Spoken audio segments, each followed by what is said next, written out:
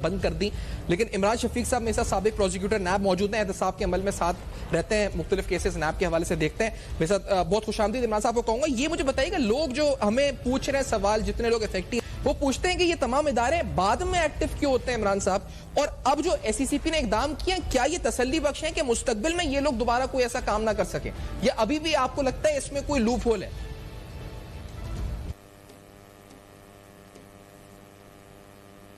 देखिए सिफान साहब, आपको मेरी अब जो मैं बात करूंगा वो सुनकर थोड़ी सी हैरत होगी जी। और वो ये हैरत इस अंदाज में होगी कि जब मैं ये आपको कहूंगा कि बेसिकली क्राइसिस था नहीं, ये क्राइसिस पैदा करदा है। ये क्राइसिस पैदा करदा भी किसी और का नहीं है, ये नैब का अपना क्राइसिस पैदा करदा है। बुनियादी तौर पर देखिए सिफान साहब, लोग कारोबार करते हैं और यकीनन कुछ कारोबार जो है वो गलत भी होते हैं, वो कानून के मुताबिक उनकी रजिस्ट्रेशन का मसाइल भी हो सकते हैं, लेकिन नैब के पास बहुत बड़ी अपॉर्चुनिटी होती है जब कोई मुलजिम, जब उनके पास किसी केस की इन्वेस्टिगेशन शुरू करते हैं, कि वो उसको उसमें ये एलिमेंट जरूर मद्देनजर रखें कि अगर किसी कारोबार में अवामुन नास ने बहुत बड़ी तादाद में इन्वेस्टमेंट कर रखी है और लोगों का करोड़ों और अरबों रुपए अगर उसमें इन्वॉल्व हैं, तो उस कारोबार को किसी न किसी तरीके से रेगुलराइज करके उसको बचाया जाए, ना कि उस कारोबार को तबाह करके और उस पूरे सिस्टम को सबोताज करके उसको पूरे को खत्म करने के बाद लोगों को अरेस्ट कर लिया जाए और उसके बाद लोगों की रकम ही मिलने का कोई चांस ना रहे। ये स्ट्रेटेजी बुनियादी तौर पर लोगों को मुजरिम बना के मुकदमात दायर करने की, पब्लिक एट लार्ज के जो केसेस हैं, ये बुनियादी तौर पर गलत है। मैं दो तीन बातें सोचता हूं, अगर जरा आप उन दो तीन बातों पर गौर कीजिएगा तो आपको अंदाजा होगा। अगर ये कारोबार ऑनलाइन है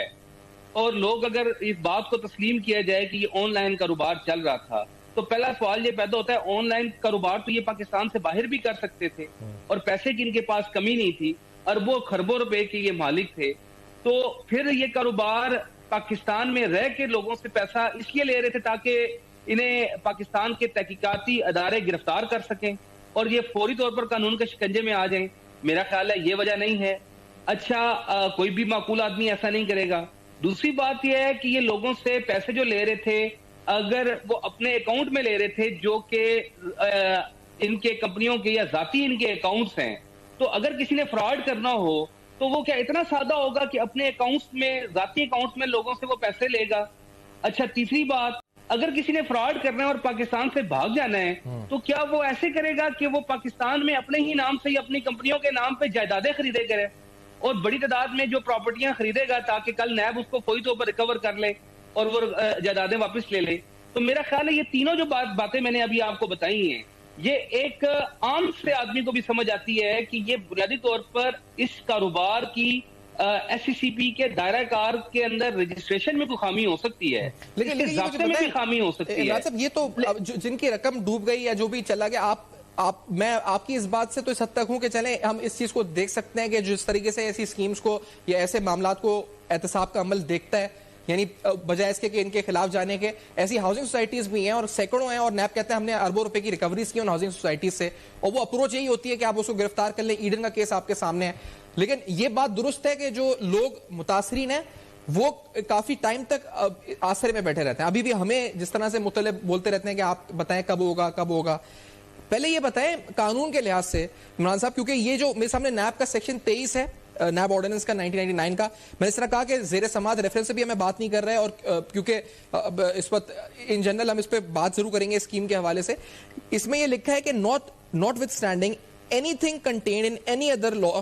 for the time being in force after the chairman NAB has initiated an inquiry or investigation into any offence under this ordinance alleged to have been committed by an accused person or any relative or associate of accused person or any other person on his behalf shall not transfer by any means whatsoever, create a charge or any property owned by him or in his possession while the inquiry, investigation or proceedings are pending before the NAB or the court, and the transfer of any right, title or interest or creation of a charge on such property shall be void. तो ये जो अब जब्त हुई हैं properties, तो इसको हम ये समझे कि ये रिकवरीज के लिए है या फिर ये इस सेक्शन 23 ऑफ नैब ऑर्डिनेंस के तहत है कि इन्वेस्टिगेशन हो रही है और इसने जब्त कर दी गई है? तो लोगों को ज्यादा इससे खुशफहमी रखनी चाहिए नहीं रखनी चाहिए, मतलब इन जनरल मैं आपसे पूछ रहा हूँ इमरान साहब। देखिए, सेक्शन 23 के तहत ये इसे कहते हैं, नैब की जुबान में इसको कहा जाता है कॉशन। अच्छा, कॉशन ये होता है कि आप यूं ही नैब का चेयरमैन किसी केस में इंक्वायरी या इन्वेस्टिगेशन का ऑर्डर करता है तो उसके बाद उस मुल्जिम पर यह जिम्मेदारी आयद हो जाती है जिसके खिलाफ इंक्वायरी का ऑर्डर किया गया है कि उसके बाद वो स्टैंड स्टिल हो जाए और अपनी कोई प्रॉपर्टी जो है वो बेच नहीं सकता, उस पर कोई चार्ज क्रिएट नहीं कर सकता, उस पर कोई थर्ड पार्टी राइट्स क्रिएट नहीं कर सकता, ताकि जब तक नैब की इन्वेस्टिगेशन जारी है ये प्रॉपर्टियां महफूज रहें। तो ये इस सेक्शन का सिर्फ मकसद ये होता है। इमरान साहब, देखिए, सेक्शन 23 के तहत ये इसे कहते हैं, नैब की जुबान में इसको कहा जाता है कॉशन। अच्छा, कॉशन ये होता है कि आप यूं ही नैब का चेयरमैन किसी केस में इंक्वायरी या इन्वेस्टिगेशन का ऑर्डर करता है तो उसके बाद उस मुल्जिम पर यह जिम्मेदारी आयद हो जाती है जिसके खिलाफ इंक्वायरी का ऑर्डर किया गया है कि उसके बाद वो स्टैंड स्टिल हो जाए और अपनी कोई प्रॉपर्टी जो है वो बेच नहीं सकता, उस पर कोई चार्ज क्रिएट नहीं कर सकता, उस पर कोई थर्ड पार्टी राइट्स क्रिएट नहीं कर सकता, ताकि जब तक नैब की इन्वेस्टिगेशन जारी है ये प्रॉपर्टियां महफूज रहें। तो ये इस सेक्शन का सिर्फ मकसद ये होता है और इसकी 3 साल सजा है इसकी वायलेशन की कि मुल्जिम को जिसके खिलाफ इंक्वायरी हो रही है उसको इस बात का पाबंद किया जाए कि वो अपनी जायदाद को किसी तरीके से फरोख्त ना कर ले, क्योंकि खदशा नैब के केसों में ये होता है कि जो ही इंक्वायरी शुरू होगी तो मुल्जिम जो है वो जमीन, अपनी जायदादें और वो सारी चीजें, प्रॉपर्टीज जो है वो फरोख्त करके और पैसा लेके कहीं गायब ना हो जाए। तो इसलिए जो ही इन्वेस्टिगेशन शुरू होती है आपकी प्रॉपर्टी पर यह आपकी जिम्मेदारी होती है कि अब आप अपनी प्रॉपर्टी को फरोख्त ना करेंगे। इससे आगे एक और सेक्शन है, वो सेक्शन 12 है जी, जिसके तहत अगर नैब समझता है कि कोई प्रॉपर्टी जो है वो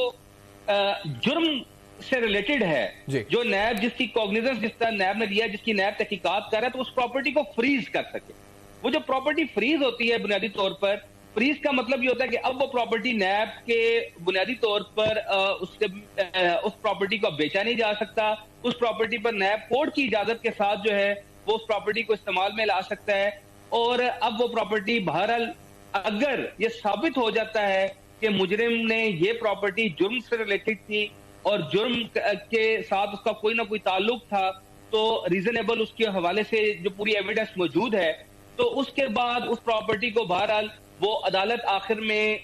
जो मुल्जिम पर जो करप्शन का पैसा साबित होता है वो उस प्रॉपर्टी से रिकवर किया जा सकता है और वो प्रॉपर्टी फ्रीज हो जाती है, वो एसेट फ्रीज हो जाते हैं और वो लोगों की रकम कुछ बच जाती है। लेकिन इस तरह के केसेस जो आप बता रहे हैं सिफान साहब, इसमें जो अमाउंट जो बताई जाती है नैब की तरफ से वो तो खरबों में बताई जाती है, लेकिन ये जो प्रॉपर्टियां रिकवर होती हैं ये बहुत कम अमाउंट की होती है। क्योंकि अच्छा, तो मैं जो पहले बात मेरिट पे और उस पर तो हम बात नहीं करेंगे, जैसे आप कह रहे थे ना कि सही है नहीं है वो तो बाद में फैसला होगा, हमें जज भी नहीं करना चाहिए यहाँ बैठ के। लेकिन ये जो अमाउंट रिकवर हो ना, ये बड़ा सवाल है लोगों के जहनों में कि यार पैसा हमारा इतने एसेट्स हैं या नहीं है कि रिकवर होगा नहीं होगा। तो और जितना पैसा लगा उतने हैं नहीं है, क्योंकि यहाँ पर जो इन्वेस्टमेंट हुई है वो $50 से लेकर कोई $1 लाख तक भी आई हुई है और इन्वेस्टर्स की तादाद 4.5 लाख बताई जा रही है, 119 अरब रुपए। अब 119 अरब रुपए के ये जो 2 प्लॉट हैं ये तो मैं देख रहा हूँ 113